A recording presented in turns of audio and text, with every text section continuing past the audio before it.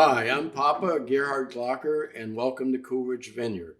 I'm Suzanne Glocker, and welcome to everybody. We're glad to have you here. So, I want to tell you a little bit about our story. We started this project in 2008 by planting just a couple rows of vines, which were to be a hobby because we just started getting into wine and liking wine. And I'll step in here. It started as a retirement hobby, and interestingly enough, I'm thinking a couple great rows, a garden, and we now is much more and wonderful with that. So today we have 16 acres planted with 10 different varieties, European varieties, which are known as vinifera grapes. And we make about 10 wines out of those every year. So those 16 acres comprise about 16,000 plants. Which is a lot of work. And we nurture them every year because a good wine comes from good grapes. So the vineyard is a very important part of all this in order to make our wine. So without further ado, what we'll do is get into the actual tasting and talk to you guys what we're tasting today and go from there. And unfortunately, we're only going to do two. We have a lot of good wines, but this will get you started.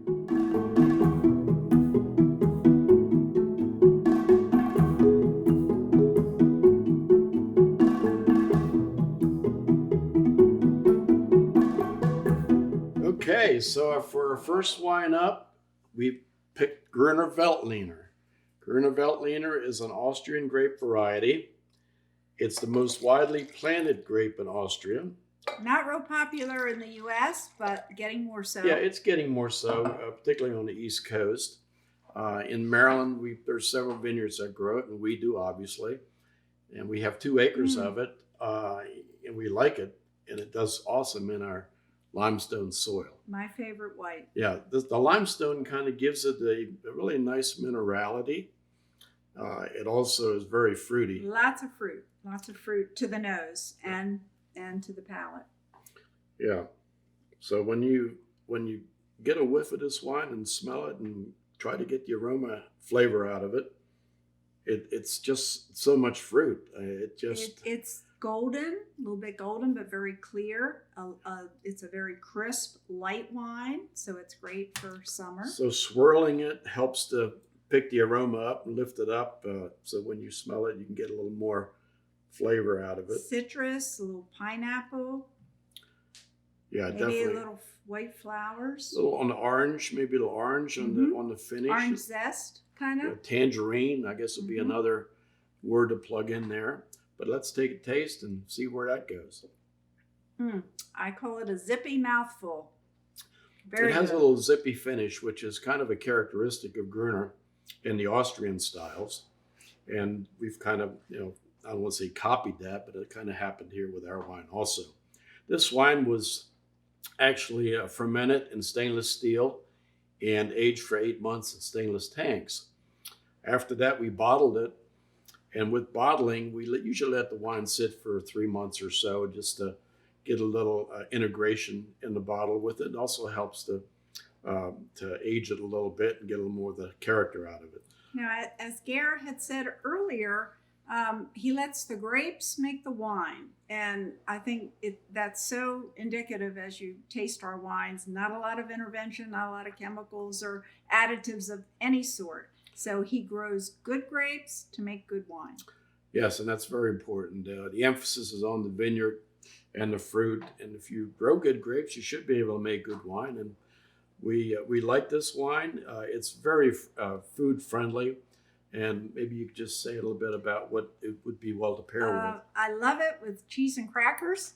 Many a dinner of cheese and crackers and groovy, but also Asian food, a little spicy, seafood, grilled asparagus. Anything you're having in the summer on the grill is great. All year round, delicious. Yeah, Maryland, of course, known for the Chesapeake Bay. Anything that comes out of the bay would be perfect to pair this wine with.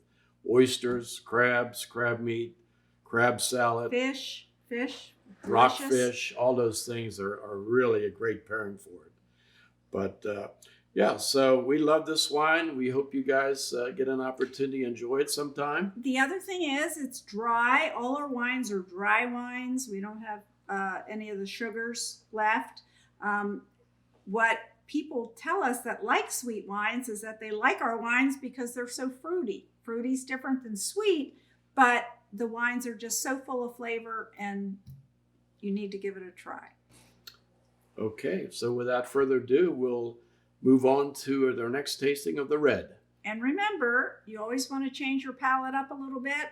Nothing like a sharp cheese to do that. Okay. Cheers.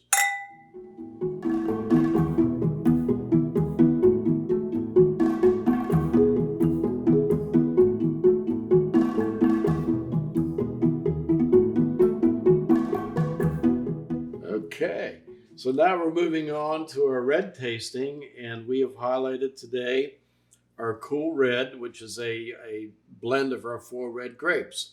And they are Cabernet Sauvignon, Cabernet Franc, Petit Verdot, and Merlot.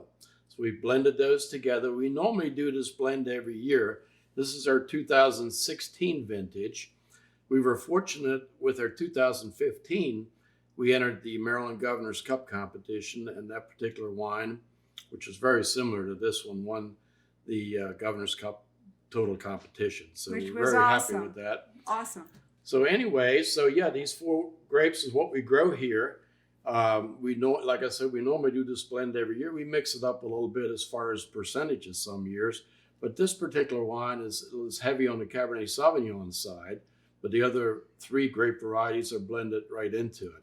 So what I'm going to do is pour this, and the glasses we're using are kind of typical red glasses that give the wine an opportunity to really get the flavor out and so forth with the glass. So now these are the Bordeaux grapes that are grown in France. Very unusual to be grown in Maryland as well as they are. So this is sometimes Cabernet Sauvignon, since it's a late ripening variety, is a little more difficult to grow in Maryland. But we have a really very nice site for that, south-facing slope. We have it on our best site in the vineyard. So it does fairly well here. And we definitely like using that in our blend. It's a little medium bodied. It's not real intense, not too alcoholic. Awesome nose. Yeah, it's about 13% alcohol, which is a good number for this wine. As Suzanne said, it's more on the medium bodied side, which makes it pretty easy to drink. It's not a real heavy wine, and therefore it makes it fairly food friendly. Great as far as steaks. You got to have it with steak. Italian goes well with Italian. Yeah, so on the nose you get a lot of fruit coming out of this. A lot of berries. Berry and cherry. Dark cherry. Kind of blended together a little bit, but very, very fruity. Nice finish. The finish actually, after a couple of years of aging, it tends to smoothen the wine out somewhat. And so this being a 2016, really the finish has become very smooth, which we really like. And not too oaky. You taste a lot of wines that are predominantly the oak.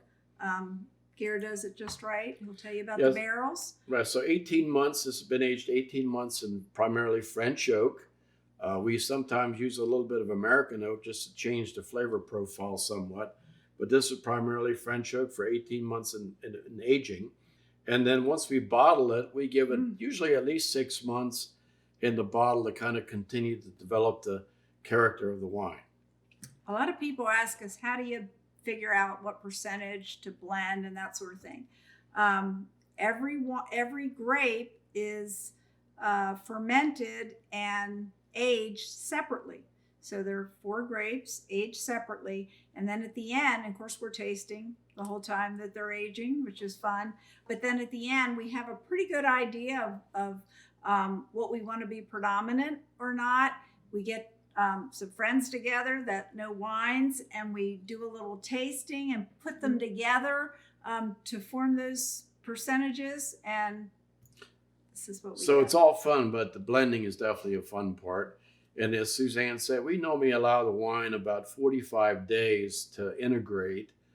We we would take it out of the barrel, pump it out of the barrels, and put it back in the stainless tank to give it that 45 days or so to get some integration going and blending these grapes together before we bottle. How long are they in the barrels? They're about 18 months. About 18 months. So a year and a half. So you got to be very patient. But yeah, we like to have at least 18 months in oak before we bottle our reds. So we hope you'll enjoy. Oh, cheers on that. Cheers.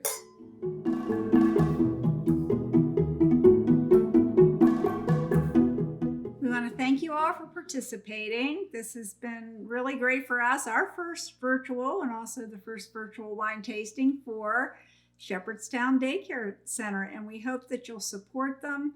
Great efforts. And we hope that you'll come and see us. Yes, so for anyone wanting to do it wine tasting here at Coolidge Vineyard, we are located almost halfway, I guess, between Boonesboro and Hagerstown, right off the old National Pike on Cool Hollow Road. So you can also find us on our website, which is coolridgevineyard.com.